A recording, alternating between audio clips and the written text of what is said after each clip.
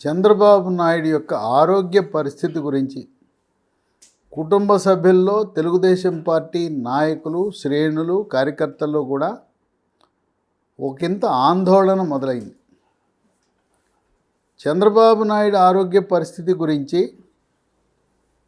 గురువారము 26 అక్టోబర్న ఆంధ్రప్రదేశ్ హైకోర్టులో ఒక అత్యవసరంగా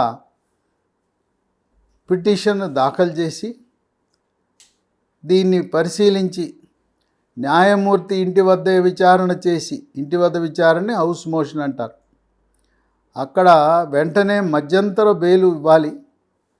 చంద్రబాబు నాయుడు యొక్క ఆరోగ్య పరిస్థితి రోజు రోజుకి క్షీణిస్తూ ఉందని చెప్పి అత్యవసరంగా పిటిషన్ వేస్తే ఆ హైకోర్టు న్యాయమూర్తి ఇది నేను అత్యవసరంగా విచారించను, శుక్రవారం నాడు బెంచ్ మీద తీసుకుంటాను, ఎలాగో చంద్రబాబు నాయుడు వేసిన మధ్యంతర బెయిల్ పిటిషన్లు శుక్రవారం నాడు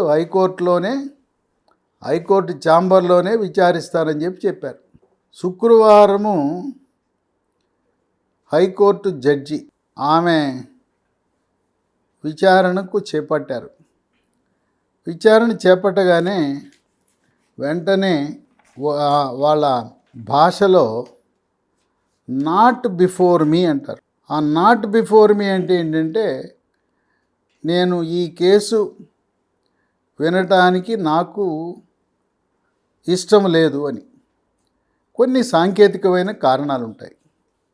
ఇక్కడ శుక్రవారం నాడు ఆంధ్రప్రదేశ్ హైకోర్టు, అది కూడా వెకేషన్ బెంచ్ అంటారు. దసరా సెలవులు ఉన్నాయి. దసరా సెలవులకి న్యాయమూర్తులందరికీ సెలవులు ఉంటాయి. అయితే సెలవుల్లో కూడా అత్యవసర న్యాయం కోసం కొంతమందిని ఈ సెలవుల్లో కూడా పనిచేయడానికి కేటాయిస్తారు.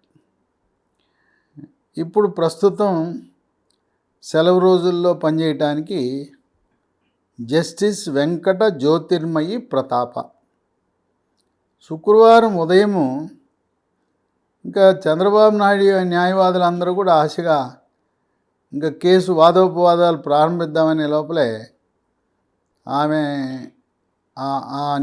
న్యాయమూర్తి నేను ఈ కేసు వినను అన్నారు. దానికి తెలుస్తున్న కారణం ఏంటంటే, చంద్రబాబు నాయుడు తరపున వాదిస్తున్న న్యాయవాదుల్లో ఒక న్యాయవాది ఒక హైకోర్టు న్యాయమూర్తి యొక్క భర్త.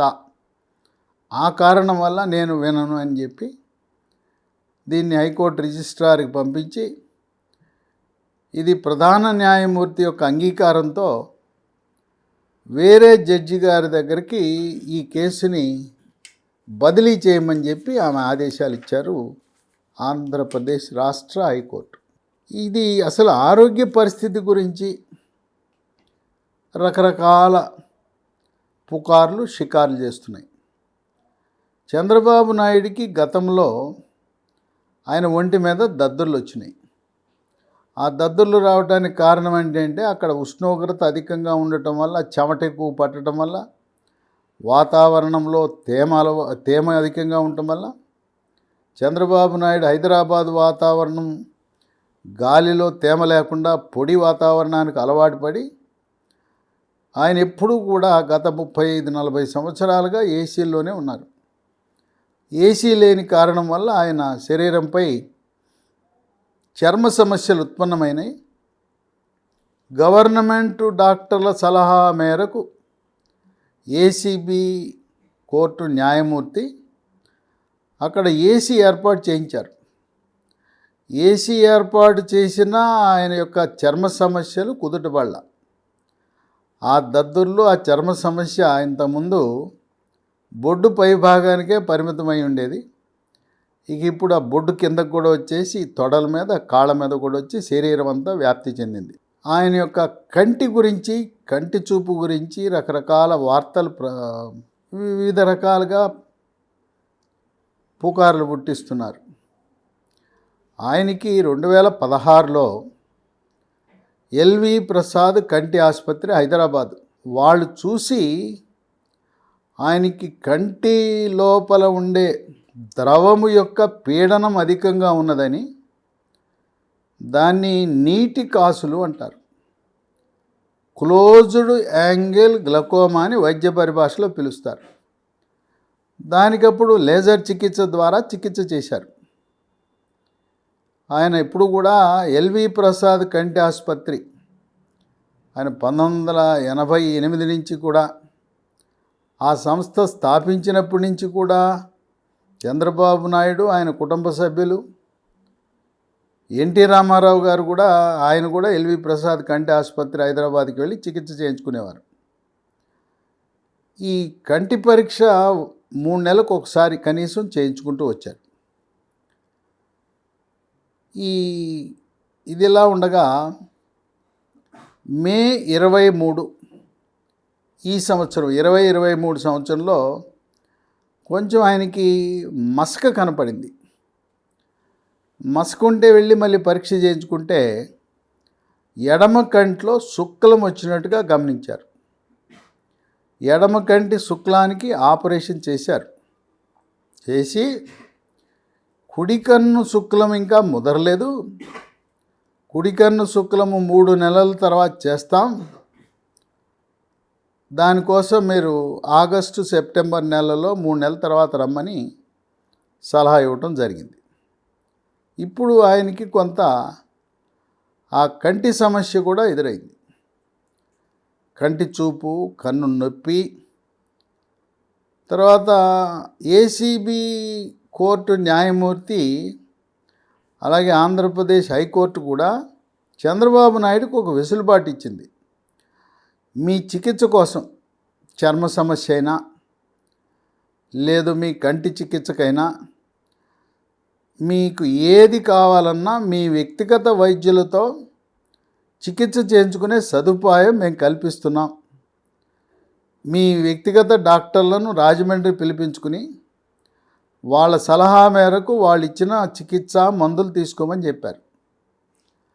ఎల్వి ప్రసాద్ కంటి ఆసుపత్రి డాక్టర్లు వచ్చి ఆయనకి పరీక్ష చేసి తక్షణం ఎంత త్వరగా వీలైతే అంత త్వరగా కుడి కన్ను కూడా శుక్లం ఆపరేషన్ చేస్తే మంచిది, లేని పక్షంలో కంటి చూపుకు సమస్య వచ్చే అవకాశం ఉన్నదని వాళ్ళు సలహా ఇవ్వటం జరిగింది. ఇదిలా ఉంటే రాజమండ్రి గవర్నమెంట్ జనరల్ హాస్పిటల్ డాక్టర్లు కూడా ఎప్పటికప్పుడు వారిని పరీక్ష చేస్తున్నారు. కంటి డాక్టర్లు, చర్మ వ్యాధుల డాక్టర్లు, జనరల్ ఫిజిషియన్ అందరూ చూస్తున్నారు. వాళ్ళు కూడా ఎల్వి ప్రసాద్ కంటి ఆసుపత్రి డాక్టర్ల యొక్క అభిప్రాయంతో ఏకీభవించి కోర్టు అనుమతితో ఆయన వెళ్ళి కంటి చికిత్స చేయించుకోవటము, కంటికి శుక్లం ఆపరేషన్ కుడి కన్నుకు చేయించుకుంటే బాగుంటుందని సలహా ఇచ్చారని చెప్పి మీడియా ద్వారా తెలుస్తూ ఉంది. గవర్నమెంట్ డాక్టర్లు వాళ్ళు మరికొన్ని పరీక్షలు కూడా ప్రస్తుత పరిస్థితుల్లో చంద్రబాబు నాయుడు చేసుకోవటం మంచిది అని సలహా ఇచ్చారు. ఆ పరీక్షలు ఏంటంటే సిబిపి, కంప్లీట్ బ్లడ్ పిక్చర్, రెండవది మూత్రపిండాల పనితీరుని సూచించే రీనల్ ఫంక్షన్ టెస్ట్, మూడవది కాలేయం పనితీరుని సూచించే లివర్ ఫంక్షన్ టెస్ట్ అనే రక్త పరీక్ష, 4 ఆయన అక్కడ ఆ వాతావరణం వల్ల, చెమట ఎక్కువ పట్టడం వల్ల,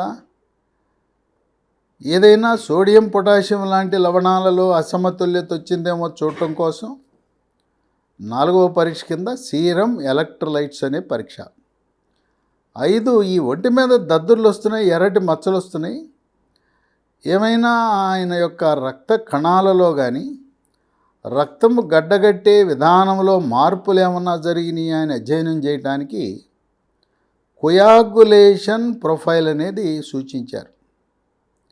ఇక 6వది ఆయనకి కొద్దిగా షుగర్ ఉంది, అది నియంత్రించుకుంటున్నారు. షుగరు నియంత్రణ ఏ మేరకు ఉన్నది అని తెలిపే HbA1c గ్లైకేటెడ్ హీమోగ్లోబిన్ అనే పరీక్ష. 7 మూత్ర పరీక్ష. 8 గుండె యొక్క పనితీరుని సూచించే ఈసీజీ పరీక్ష. 9 గుండెకు స్కానింగ్ 2D ఎకో పరీక్ష. 10 ఛాతీకి ఎక్స్రే. ఇవన్నీ కూడా జైల్లో అయ్యే అవకాశం లేదు. కనుక ఈ చంద్రబాబు నాయుడు తరపు న్యాయవాదులు ఆయన ఆరోగ్య పరిస్థితి దృష్ట్యా 2 వారాల పాటు మానవతా దృక్పథంతో ఆయనని ఎల్వి ప్రసాద్ కంటి ఆసుపత్రికి వెళ్ళి కంటి చికిత్స చేయించుకునే అవకాశం కల్పించమని ఆంధ్రప్రదేశ్ రాష్ట్ర హైకోర్టుకి విన్నవించారు. దీన్ని 30వ తారీఖు సోమవారం 30 అక్టోబర్ నాడు ఆంధ్రప్రదేశ్ హైకోర్టు విచారించి తగు ఆదేశాలు ఇచ్చే అవకాశం ఉంది. ఇదిలా ఉంటే మనవడు లోకేష్ కుమారుడు దేవాంశ్ ఉన్నాడు. తాత మనవడికి అవినాభావ సంబంధం. వాళ్ళిద్దరూ ఆడుకుంటుంటారు. ఇంటి దగ్గర ఉన్నప్పుడు చంద్రబాబు నాయుడు బాగా ఇష్టపడేది ఏంటంటే మనవడితో ఆటలాడుకోవటం. మనవడు కూడా ఏం తక్కువడు కాదు, తాతను ఆట పట్టిస్తుంటాడు. తాత మనవళ్ళ బంధం అవినాభావ సంబంధం. చాలా రోజులుగా ఇప్పుడు దాదాపు 45 రోజులుగా దేవాంశ్కి చంద్రబాబు నాయుడు కనపట్టంలా. తల్లిని అడగటం ప్రారంభించాడు. మమ్మీ తాత ఎక్కడా అని అడుగుతున్నాడు. ఆమె ఏదో ఒక అబద్ధం చెప్పేసి తాత అమెరికా వెళ్ళారు, వస్తారులే ఇంకొక వారం రోజుల్లో వస్తారని నమ్మబలికింది. పాపం అమ్మాయి కూడా ఆ దేవాంశు తాత అంటూనే మధ్యరాత్రిలో కూడా తాత అని కలవరిస్తున్నాడని చెప్పి కుటుంబ సభ్యులు వాళ్ళు తెలియపరుస్తూ ఉన్నారు. ఇదిలా ఉంటే 25 అక్టోబర్ చంద్రబాబు నాయుడు ఇంగ్లీష్లో టైప్ కొట్టిన 3 పేజీల లేఖను ఏసీబీ కోర్టు న్యాయమూర్తికి జైలు అధికారుల ద్వారా పంపించారు. చంద్రబాబు నాయుడు ఏ ఉత్తరం రాసినా, తెలుగులో రాసినా, ఇంగ్లీష్లో రాసినా దాన్ని జైలు అధికారులు చదివి అభ్యంతరము లేదు అనుకున్నప్పుడు దాంట్లో అభ్యంతరకర అంశాలు ఏమైనా ఉంటే తొలగించమంటారు. జైలు అధికారులు దాని మీద ముద్రేస్తారు. దాన్ని అప్పుడు సీల్డ్ కవర్లో న్యాయమూర్తి దగ్గరకు పంపుతారు. చంద్రబాబు నాయుడు ఏసీబీ కోర్టు న్యాయమూర్తికి తెలియపరిచిన అంశాలు చాలా కీలకమైన అంశాలు.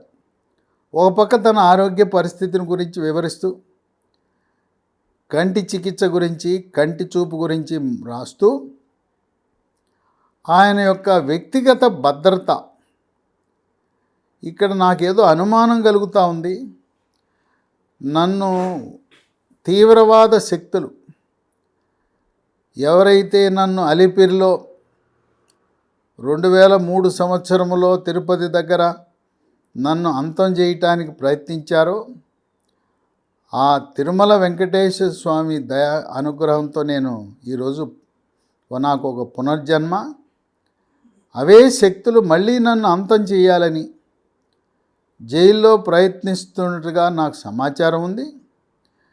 ఈ తీవ్రవాద శక్తులు తూర్పుగోదావరి జిల్లా, కాకినాడ జిల్లా ఎస్పీకి ఒక లేఖ కూడా రాశారు. మేము చంద్రబాబు నాయుడు పని పడతాం, ఆ రోజు తప్పించుకున్నాడు, ఇప్పుడు మా నుంచి తప్పించుకోలేడనే విధంగా ఒక లేఖ రాసినట్టుగా కూడా సమాచారం ఉంది. దానిపై పోలీస్ శాఖ ఎటువంటి చర్యలు తీసుకుంటున్నారనేది గోప్యంగా ఉంచారు. కొన్ని ఆసక్తికరమైన అంశాలు మీడియాలో లీకులు అవుతున్నాయి. ఒక తోటి ఖైదీ, ఒక నిందితుడు పెన్ కెమెరా పట్టుకుని చంద్రబాబు నాయుడు యొక్క ఆయన కదలికలను రికార్డ్ చేస్తున్నారు. ఈ నిందితుడు ఎందుకు రికార్డ్ చేస్తున్నాడు, ఆయనకి ఆ పెన్ కెమెరా ఎవరిచ్చారు, అయినా జైల్లో పెన్ కెమెరాలు ఎలా అనుమతిస్తారు, దీని పట్ల జైలు అధికారులు ఏమీ కూడా చర్యలు తీసుకోలేదని ఈ పెన్ కెమెరా విషయం కూడా ఏసీబీ కోర్టు న్యాయమూర్తికి తెలియపరిచినట్టుగా సమాచారం. అదే కాకుండా చంద్రబాబు నాయుడు ఆయన ఉదయాన లేచిన తర్వాత యోగా, ప్రాణాయామము, ధ్యానము, వ్యాయామము, నడక ఇవన్నిటినీ కూడా డ్రోన్ల ద్వారా ఫోటోలు తీస్తున్నారు, వీడియోలు తీస్తున్నారనే సమాచారాన్ని కూడా ఇచ్చారు. తన కదలికలను తీయటమే కాదు, చంద్రబాబు నాయుడు కుటుంబ సభ్యులు భువనేశ్వరి, లోకేషు, బ్రాహ్మణి వీళ్ళొచ్చినప్పుడు కూడా మళ్ళీ డ్రోన్లు ఎగురుతున్నాయి. అసలు ఈ డ్రోన్లు ఎవరు ఎగరేస్తున్నారు, ఎందుకు ఫోటోలు వీడియోలు తీస్తున్నారని చెప్పి ఆ లేఖలో ఆయన ఏసీబీ కోర్టు న్యాయమూర్తికి తెలియపరచడం జరిగింది. ఆయన జెడ్ కేటగిరీలో ఉన్నాడు. జెడ్ కేటగిరీలో నల్ల కోట్లు ధరించిన ఎస్పీజీ దళాలు, స్పెషల్ ప్రొటెక్షన్ గ్రూప్ దళాల పర్యవేక్షణలో ఉన్నా ఆయనకి ఏదో ఒక అనుమానం వస్తూ ఉంది. ఏదో అదృశ్య శక్తిది తన వెంటబడుతుందని, ఈ జైలు తనకు సురక్షితం కాదని, తన భద్రతకు భంగం కలుగుతుందని చెప్పి ఏసీబీ కోర్టు న్యాయమూర్తికి 25 అక్టోబర్ రోజున తెలియజేయటం జరిగింది. దానిపై ఇంతవరకు ఏసీబీ కోర్టు న్యాయమూర్తి నిర్ణయం తీసుకోలేదు. తప్పకుండా ఆరోగ్య విషయంలో, భద్రత విషయంలో న్యాయస్థానాలు ఏమాత్రము రాజీ పడవు. ఏదైనా భద్రత విషయంలో ఏదైనా అనుమానం వస్తే చంద్రబాబు నాయుడు న్యాయవాదులు కానీ, చంద్రబాబు కుటుంబ సభ్యులు కానీ కోరితే ఆ జైల్లో కాకుండా వేరే సురక్షితమైన భద్రత విషయంలో రాజీ పడకుండా ఉండే జైలుకి బదిలీ చేసే అధికారము కోర్టులకు ఉంది. ఏసీబీ న్యాయమూర్తికి ఉన్నది, హైకోర్టుకు కూడా అవకాశం ఉంది. అందువల్ల ఇప్పుడు భద్రత అనేది ప్రాధాన్యత సంతరించుకుంది. జైల్లో పెన్ కెమెరాలు ఏంటి, డ్రోన్లు ఎగరటం ఏంటి, డ్రోన్లు ఫోటోలు తీయటం ఏంటి, వీడియోలు తీయటం ఏంటి, ఇవన్నీ కూడా ఏదో ఒక శక్తి, అదృశ్య శక్తి, అది ఆనాడు తీవ్రవాదులు చంద్రబాబు నాయుడుపై కక్ష కట్టి ఆ రోజు వాళ్ళు విఫలమయ్యారని చెప్పాలి. ఆయన తీవ్రమైన గాయాలు, సాధారణంగా అలిపిరి సంఘటన తర్వాత ఆ ఘటనా స్థలాన్ని చూసిన వారు ఎవరు కూడా ఇక్కడ ఎవరు ఈ సంఘటనలో ఉన్నవారు ఎవరు బతుకుతారని ఎవరు ఆశించల. ఆ ఏడుకొండల స్వామి ఆపద మొక్కుల వాడు ఆ బాలాజీ ఆయన కాపాడాడు.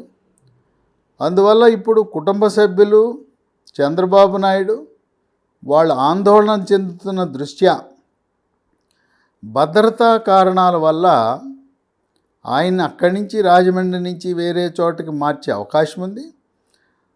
తర్వాత ఆరోగ్య సమస్య, కంటి చూపు, ఎల్వి ప్రసాద్ కంటి ఆసుపత్రుల వైద్యుల నివేదిక, రాజమండ్రి జనరల్ హాస్పిటల్ గవర్నమెంట్ డాక్టర్ల నివేదిక ఆధారంగా ఏసీబీ కోర్టు న్యాయమూర్తి లేదా ఆంధ్రప్రదేశ్ హైకోర్టు ఇద్దరిలో ఎవరైనా కూడా మధ్యంతర ఉత్తర్వులు ఇచ్చి ఒక 2 వారాల పాటు ఆయనకి చికిత్స జరపడానికి వెసులుబాటు ఉంది.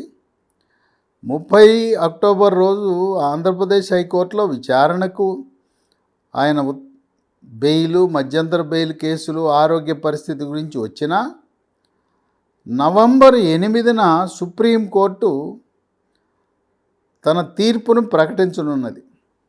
అందువల్ల సుప్రీంకోర్టులో ఉన్న విషయాలు, ఏదైనా ఒక అంశము తుది నిర్ణయము సుప్రీంకోర్టు ఇస్తుందని తెలిసినప్పుడు ఆంధ్రప్రదేశ్ హైకోర్టులు కానీ, కింద స్థాయి జిల్లా కోర్టులు కానీ, ఏసీబీ కోర్టులు కానీ వేచి చూచే ధోరణిని అవలంబిస్తారు.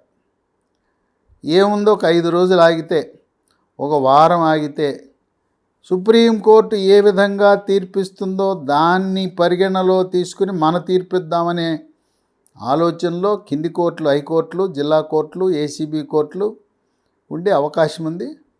అందువల్ల 8 నవంబర్న అది ఆయనకు అనుకూలంగా కానీ ప్రతికూలంగా కానీ ఆ తీర్పు వచ్చే వరకు ఆంధ్రప్రదేశ్ హైకోర్టు, ఏసీబీ కోర్టు ఏ విధంగా కూడా స్పందించే అవకాశం లేదు.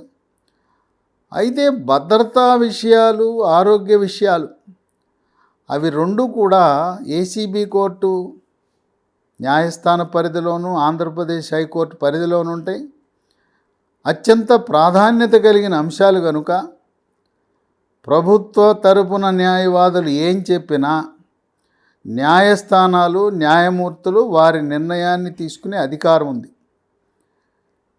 జైలు యొక్క నియమ నిబంధనల ప్రకారం ఎక్కడ ఏ జైల్లో కూడా ఏసీ పెట్టరు, అడిగినా కూడా ఇవ్వరు. కానీ కోర్టు ఆదేశాల మేరకు చంద్రబాబు నాయుడికి గవర్నమెంట్ డాక్టర్లు ఆయన్ని చల్లగా ఉండే ప్రదేశంలో ఉంచాలి, ఏసీ పెట్టాలని సూచన మేరకు డాక్టర్ల నివేదిక ఆధారంగా కోర్టు ఆదేశాల మేరకు ఆయనకి ఏసీ అనేది పెట్టడం జరిగింది. 30 అక్టోబర్ రోజు ఆయన మధ్యంతర బెయిలు గురించి పెద్దగా చర్చించకపోయినా భద్రత, ఆరోగ్య కారణాల రీత్యా చంద్రబాబు నాయుడికి ఒక 2 వారాల పాటు మధ్యంతర బెయిలు లభించవచ్చు అని సీనియర్ న్యాయవాదులు భావిస్తున్నారు. వేచి చూద్దాం 30 అక్టోబర్ రోజు ఏం జరగబోతున్నదో.